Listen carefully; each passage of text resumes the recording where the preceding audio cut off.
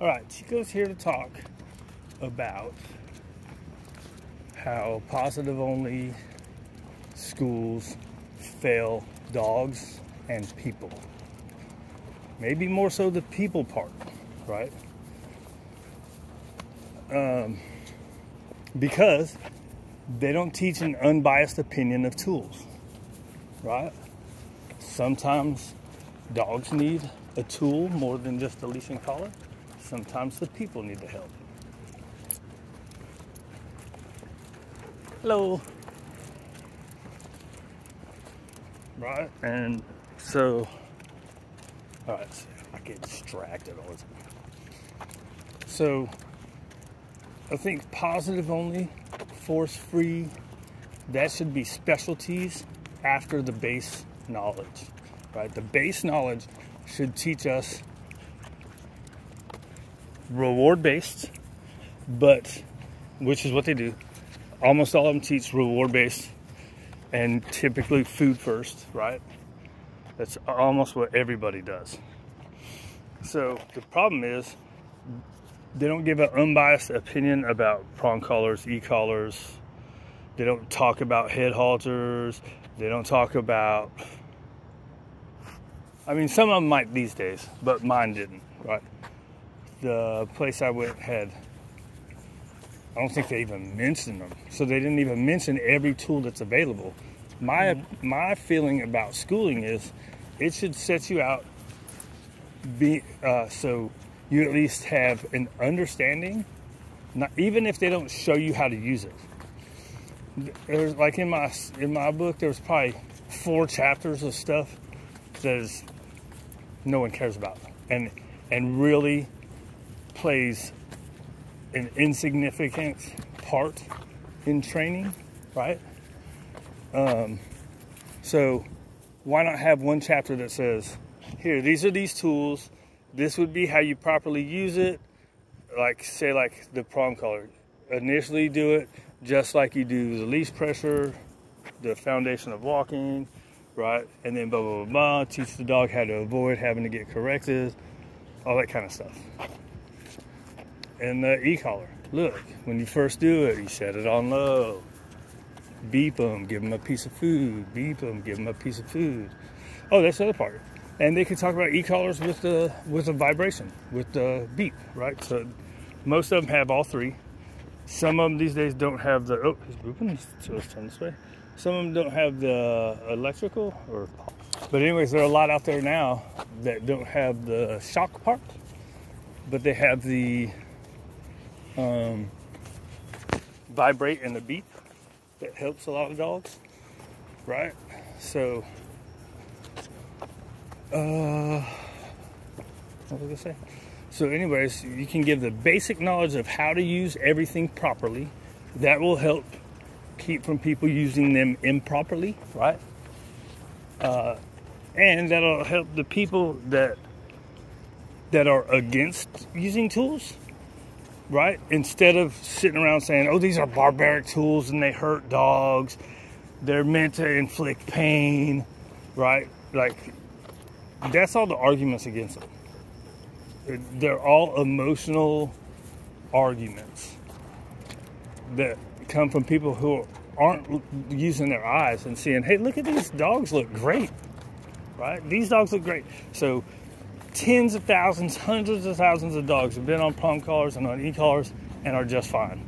But they always want to pick out the 1 or 2 that somebody used messed up, right? Compared to those numbers. I mean, I know there's more than 1 or 2. Don't get crazy. But they always want to pick those extreme ones. And where does that come from? That comes from Joe Schmo going to the pet store and going, man, I need help with pulling. Let me get this. Not doing any research, just sticking it on the dog and start jamming on the dog. Right? That's usually where that comes from. It doesn't usually come from somebody that's gone through a trainer or somebody who's taken the time to look up videos, especially with all the information we have these days. You can go on YouTube and find all kinds of stuff. And every single one of them, except for the ones that they're trying to correct behaviors, Every single one of them will show you how to use those tools to avoid corrections. So anyways, the point was schools are letting trainers down because they're not giving trainers that information. So then you have trainers going, oh, you don't need that. And then you have people going, well, I can't do this. And then what happens? Those trainers that have been taught to be emotionally connected to it, they tell people to go, well, go to this other positive only trainer. Go to this other positive only trainer. Go to this force free trainer.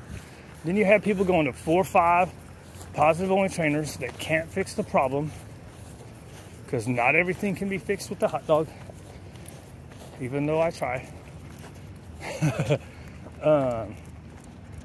Instead of like, you know, somebody comes spends a few $100s with me and I can't do it, I'm going to send them to somebody that, like, say back when I was still positive, I would have sent, and I did. I had 1 or 2 dogs, and I was like, well, you need, look, I'm not getting anywhere, or I can't get any farther than this. Go to this guy. And I sent him to the e-collar guy. All of a sudden, boom, dog's great. You know what I mean? That's what that dog needed.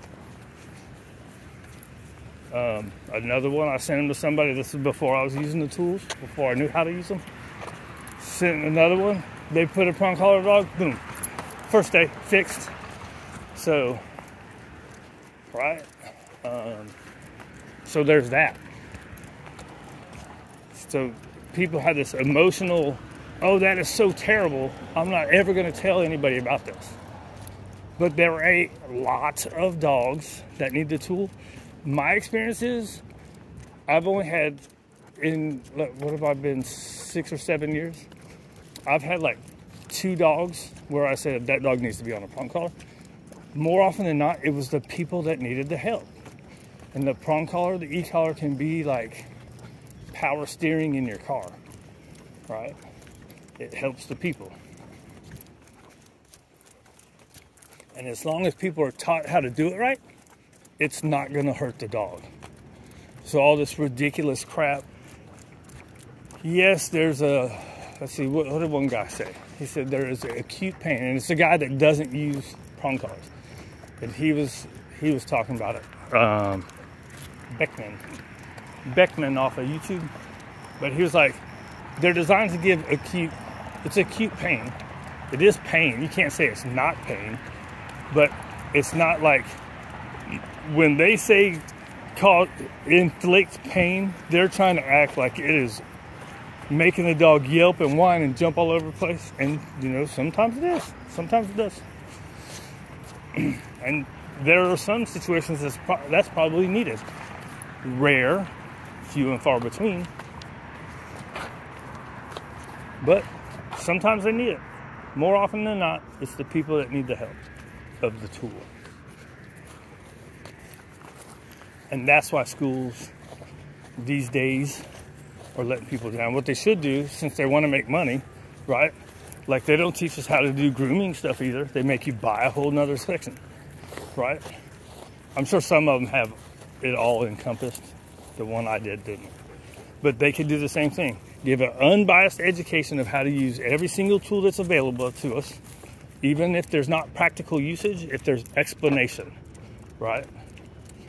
Oh, okay, I see. I still don't want to, then we can make the decision to say, I still don't want to use it. And that's fine, right? But they could have, that's a whole nother workshop, right? They could have a aversive tool workshop. Learn how to master these things, or the basics to get good and then the mastery of it, right? But the base knowledge should at least give us some base knowledge that's not biased. And that's not what they're doing. And that's why a lot of people give up on their dogs. All the stuff on the internet saying, don't correct your dog, never use these tools, right? There's a lot of dogs that food just does not work for. Chico works for food though. Anyways, holy moly, I went to 10 minutes again. That was supposed to be like a 5-minute talk. That's what happens. I go all over the place. Anyways, Do better. Don't shame people for using tools. It's not a big deal. You're only making it a big deal because you want it to be.